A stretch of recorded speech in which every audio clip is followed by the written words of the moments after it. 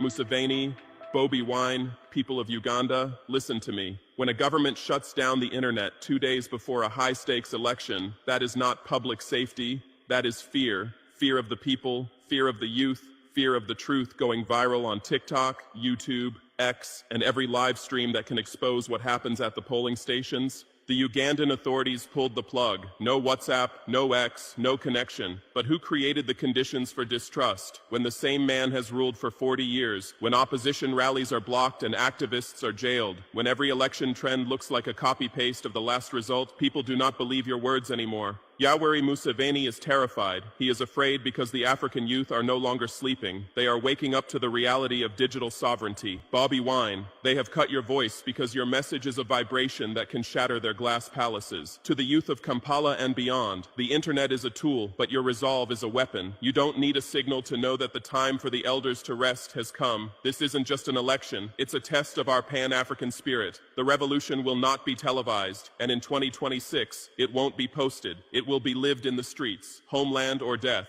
They have banned the rights groups. On the eve of the 2026 election, the state-run NGO Bureau ordered Chapter 4 Uganda and the Human Rights Network for journalists to halt their work immediately. Why? They claim these organizations are prejudicial to national security.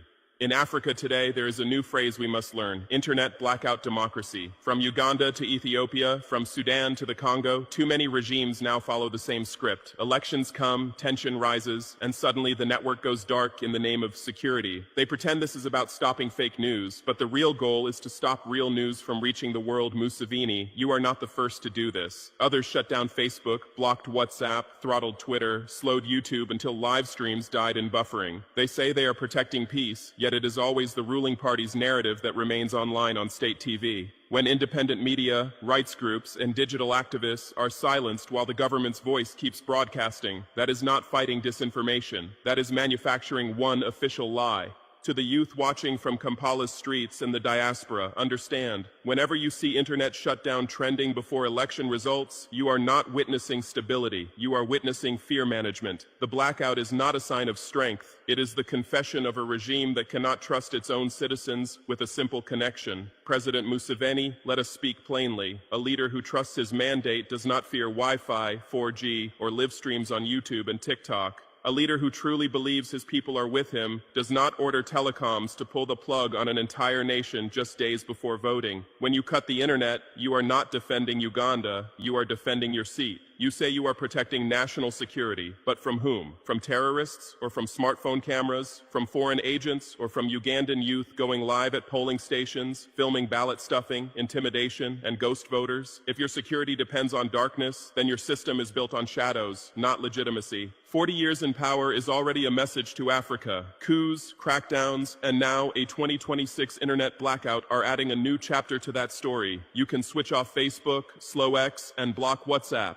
But you cannot switch off the memory of a generation that watched you silence them in real time. Power that fears the camera is power that knows it can no longer survive the light. Bobi Wine, brother, your name now travels with hashtags, protest clips, and broken microphones. They try to box you in as just an opposition candidate, but what you represent is larger. The anger of an African youth tired of 40-year regimes and elections that feel pre-decided. When Uganda's rulers cut the internet, they were trying to cut your voice, but they also proved your point. They fear the ghetto youths you sing for, the boda riders who share your clips on WhatsApp, the university students streaming your rallies on TikTok and YouTube. That is why they turn the entire country into airplane mode before the vote. They know that in the age of smartphones, ballot box tricks and midnight counting rooms are harder to hide. Understand this. Your battle is no longer only Kampala versus State House. From Ouagadougou to Lagos, from Nairobi to Johannesburg, there is a generation watching how Uganda treats you. Your courage or your silence will send a signal across the continent. If they break you quietly, many leaders will learn they can black out, ban, and beat their opponents, and the world will move on. Ugandan youth, listen closely. When they cut your data, they think they have cut your power. But you are the real internet of this nation. Long before TikTok trends and YouTube shorts, revolutions spread from mouth to ear, from street to street. Today, a blackout slows the signal, but it cannot erase your hunger for change. Do not let the blackout convince you that you are alone. The diaspora is watching, Africa is watching, the world is watching, through VPNs, proxies, and every mirror account that refuses to go dark. They can shut down the network, but they cannot shut down your conversations, your organizing, your courage. Remember this, regimes that fear young people with phones are regimes that know their time is already ticking. When a regime shuts down the internet, it is already attacking the eyes and ears of the people. But when it also orders human rights groups and election observers to halt their workdays before the vote, it is killing the witnesses. In Uganda, 2 major NGOs were told to stop operations right as the blackout began. This is not coincidence, it is choreography. Museveni, you know exactly what you are doing. You remove the cameras, then you remove the note takers. You silence the local monitors who document intimidation, disappearances, and fraud. You push out international observers or restrict their movements, and when the results arrive, you say, there was no evidence of irregularities. Of course there is no evidence, because you banned the people whose job is to collect it. To the people of Uganda, understand this playbook. When NGOs are smeared as foreign agents and threats to sovereignty right before elections, it is usually not because they are planning a coup, it is because they might expose one. Internet off, NGOs out. That is the perfect environment for the manufacturing of peaceful election results that were written long before you cast your vote. Some will say, this is not a coup, this is constitutional. There are courts, election commissions, observers. But listen to the logic of digital dictatorship. Instead of tanks on the streets, you roll out shutdown orders to telecom companies. Instead of burning ballot boxes, you suffocate live streams and data traffic. The method is modern, but the spirit is the same. Hold power at any cost. Museveni, you have simply updated the toolbox. Where past dictators stuffed newspapers and jammed radios, you now throttle bandwidth and pull the plug on social media.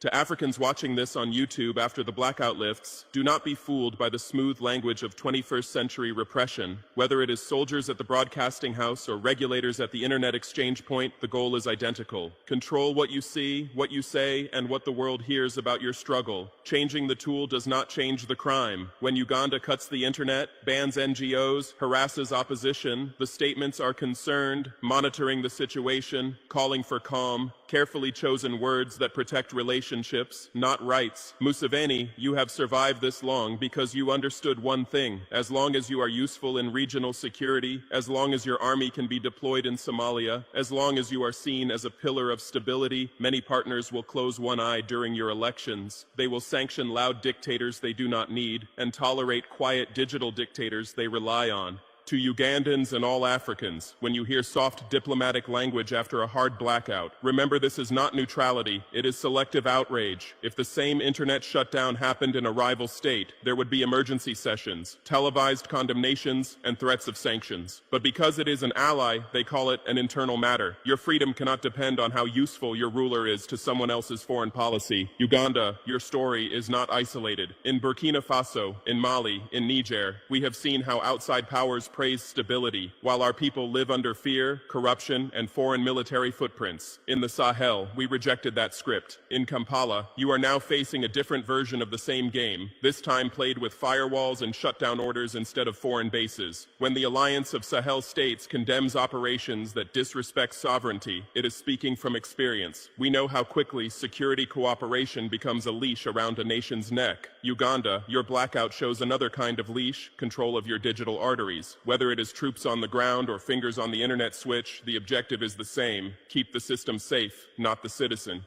From Ouagadougou to Kampala, the lesson is clear. If you let others define who is a reformer and who is a strong man, who is a partner and who is a problem, you will never build a truly free Africa. Our peoples must be the ones to decide that, and they cannot decide if their voices are cut off every election cycle. To every African leader watching Uganda, understand this clearly: the more you fear your people, the closer you move to losing your throne. When you copy the internet shutdown playbook, you may win one more election on paper, but you lose something far more important: legitimacy in the hearts of your citizens. Museveni's blackout will become a case study on YouTube, TikTok, and in every Africa breaking news documentary. How to rig perception without touching a ballot, cut the internet, silence NGOs, intimidate the opposition, then declare victory while fact-checkers are blind. Do you really think history will call that leadership? You walk into the arena with the cameras on, not off. But when you treat your own youth as a threat, when your first instinct is shut down instead of dialogue, you turn your country into a pressure cooker. And pressure cookers always explode. If not today, then tomorrow. If not at the ballot box, then in the streets. My message to Bobi Wine is a warning. Do not look to Washington or Brussels for your salvation. They will cheer for you on the news, but they will never sacrifice their strategic interests for your freedom. True independence means being the master of your own house.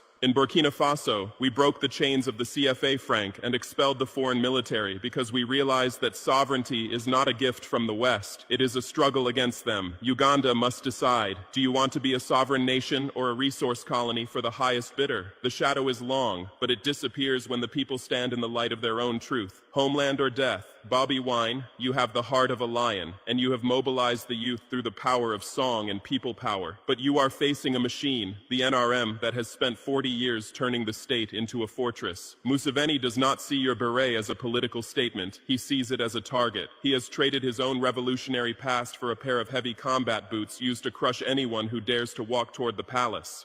If people power is only about winning a rigged vote, it will break against the wall of Museveni's generals. But if it is about reclaiming the dignity of every Ugandan, then no internet shutdown or armored car can stop it. To the youth, do not just follow the hat, follow the ideology. The combat boots are heavy, but they are worn by men who fear the very people they are paid to protect. Homeland or death? Why does Uganda go dark? Because the infrastructure of our communication is still controlled by those who fear the people. This is digital colonialism. We rely on foreign platforms and foreign cables, and when the local puppet gets scared of a trending hashtag, he turns them off. In the Sahel, we are learning that we must reclaim our digital space. True independence in the 21st century means having the power to keep your people connected, no matter what. Museveni thinks that by cutting the fiber, he can cut the truth. He is wrong. He has only succeeded in proving that he is a dinosaur trying to survive in a digital age. To the VPN warriors, the tech-savvy youth, and the Generation Z of Uganda, your skills are now more important than your ballots. You are the digital frontline. Every time you bypass their firewalls, you are committing an act of revolution. In Uganda, you have a man who has ruled since 1986, a time when Bobi Wine was only 3 years old.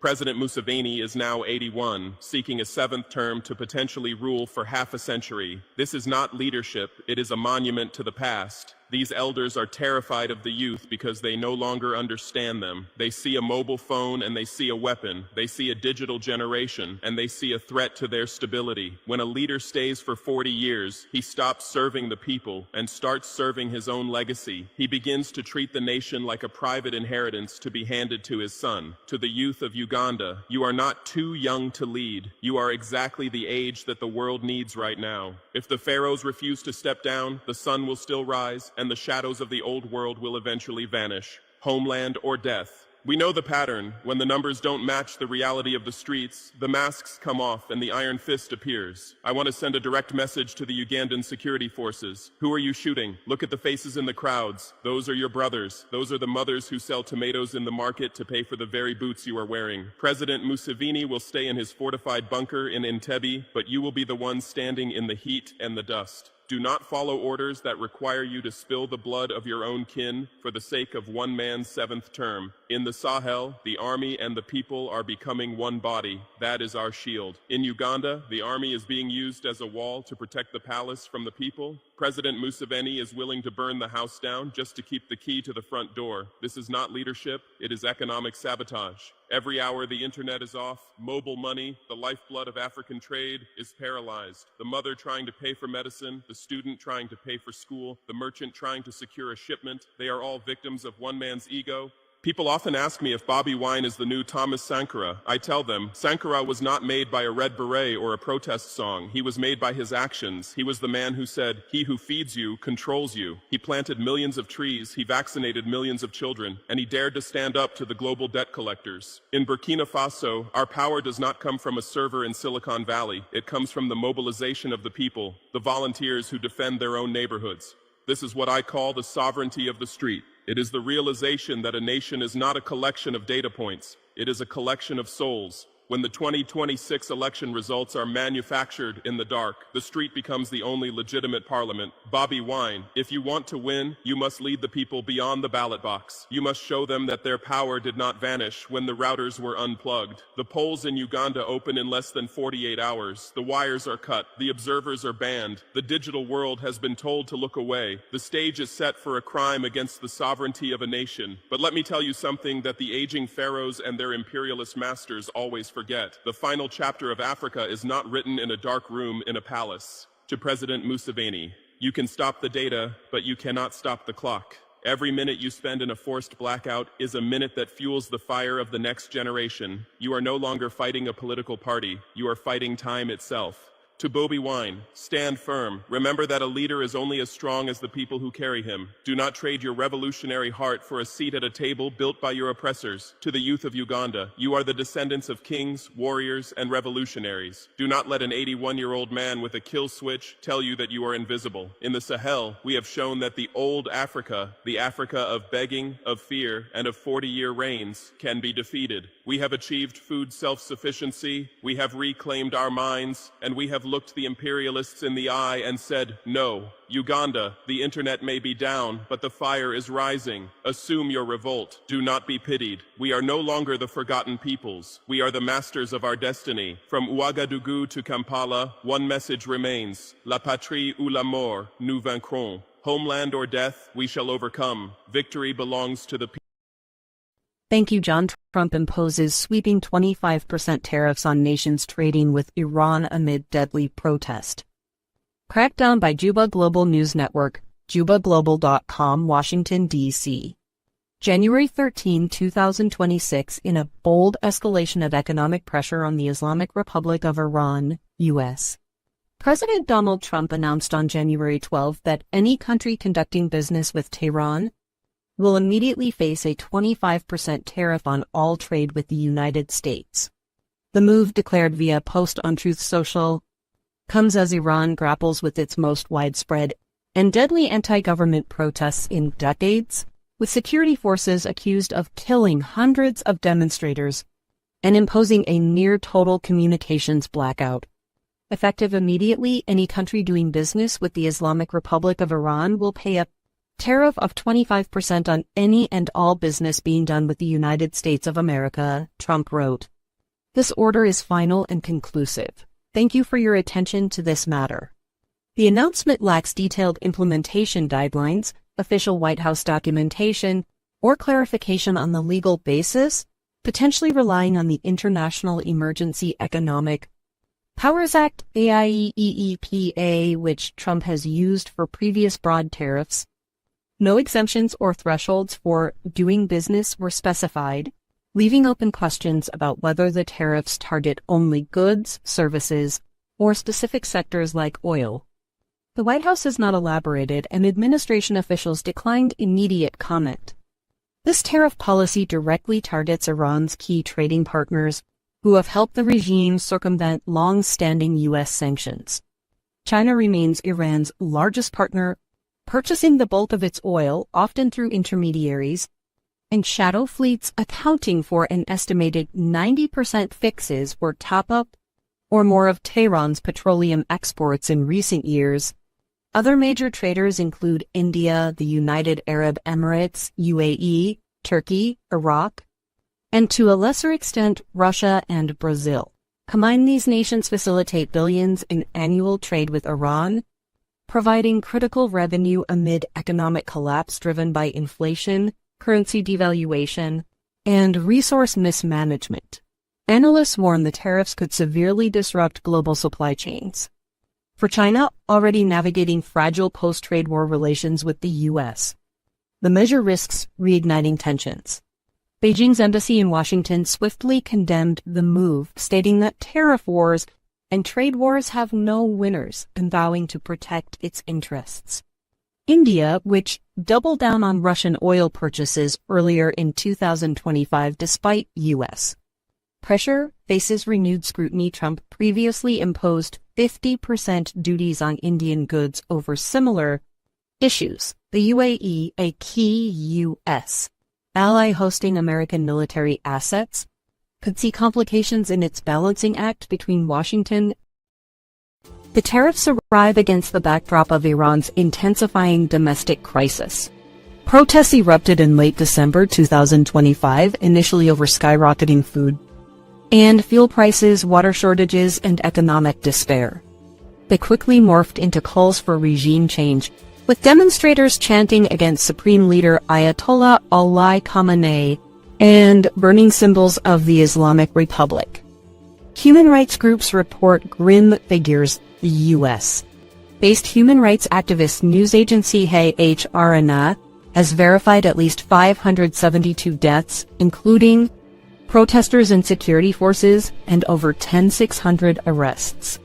Norway-based Iran Human Rights estimates 648 fatalities, including children, with some sources suggesting the true toll could be far higher due to the internet shutdown that began January 8.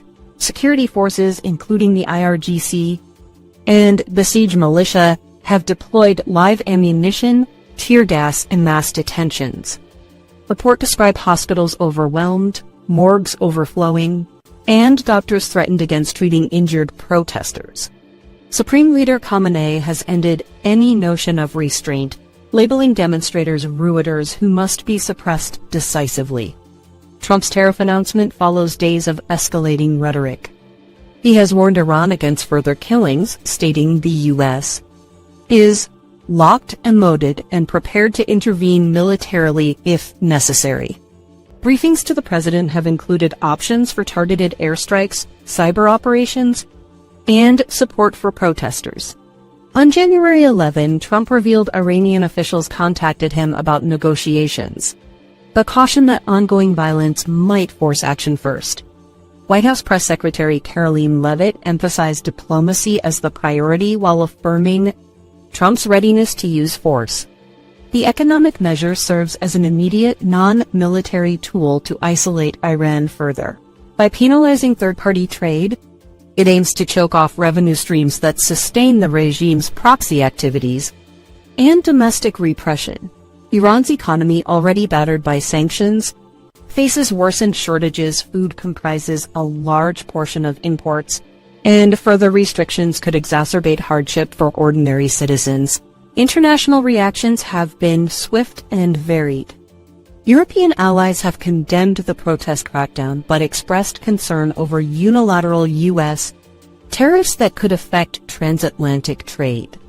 Russia and China, both with stakes in Iran, have offered implicit support to Tehran while criticizing Washington's approach.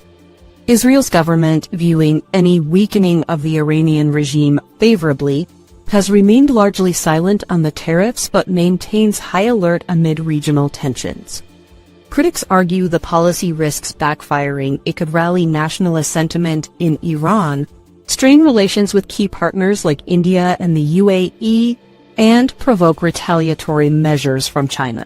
Legal challenges loom as the U.S. Supreme Court weighs cases questioning the breadth of Trump's tariff authority under IE. As protests persist despite repression, and Trump weighs next steps including potential meetings with Iranian opposition figures, the 25% tariff stands as a clear signal the U.S. will use economic leverage aggressively to pressure Tehran, whether it hastens regime change, forces concessions, and for watching Juba, Global News Network delivers independent coverage of global events, or sparks broader confrontation remains uncertain in this volatile moment for the Middle East. Stay informed with updates at jubaglobal.com. And I am Jasmine, and you can also call me Brooke. Please share